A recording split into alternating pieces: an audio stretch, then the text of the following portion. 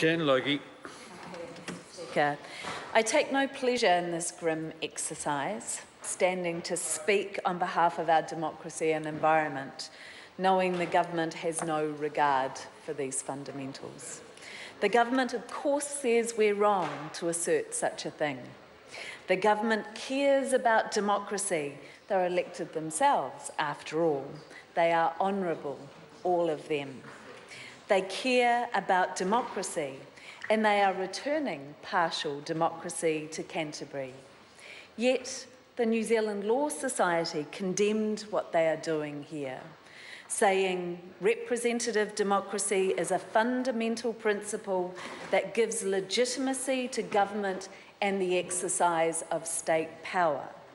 The proposed further suspension of full democracy is inconsistent with one of New Zealand's core constitutional values, namely a free and democratic society.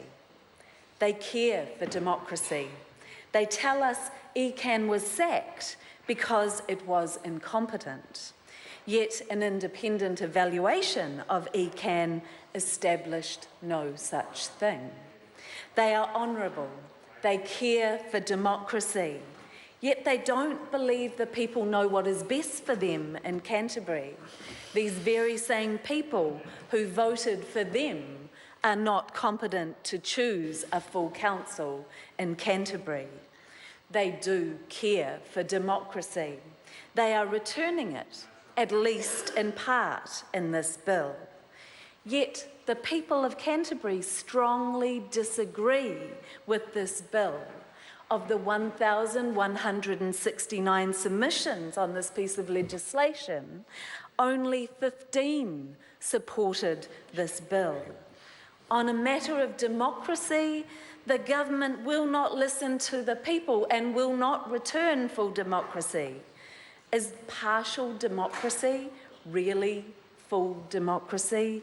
The people of Canterbury and the Law Society say it is not. Yet they are honourable. They know the importance of an independent judiciary. And yet this legislation continues to disallow appeals on regional plans to the Environment Court and only allows appeals to the High Court on points of law. They are honourable. They know the importance of an independent judiciary, and yet the minister stood in this House and said he would appoint a judge to the Environment Canterbury. Being appointed by a minister who can remove you if he doesn't like what you're doing is surely not judicial independence. Decision-making at a council level is surely not the same as decision-making in a court context. They are honourable, they are blue-greens, they care about the environment. And yet this removal of a right of appeal will help silence those who seek to speak, give voice to their environment. They are honourable, they care for the environment, yet the landscape in Canterbury is covered by spawning, spraying irrigators, draining the water from some of our most precious and beautiful waterways. They care for the environment. They put in place commissioners to care for the environment, and they tell us they've done a wonderful job. Yet an area that will experience increasing climate change and drought and has some of the worst water quality in New Zealand, has under their watch become the irrigation capital of New Zealand. They care for the environment. The elected council did a terrible job, yet the frameworks that same council developed, the government now touts as proof of the commissioner's success. They care for the environment. They put in place commissioners to care for the waterways.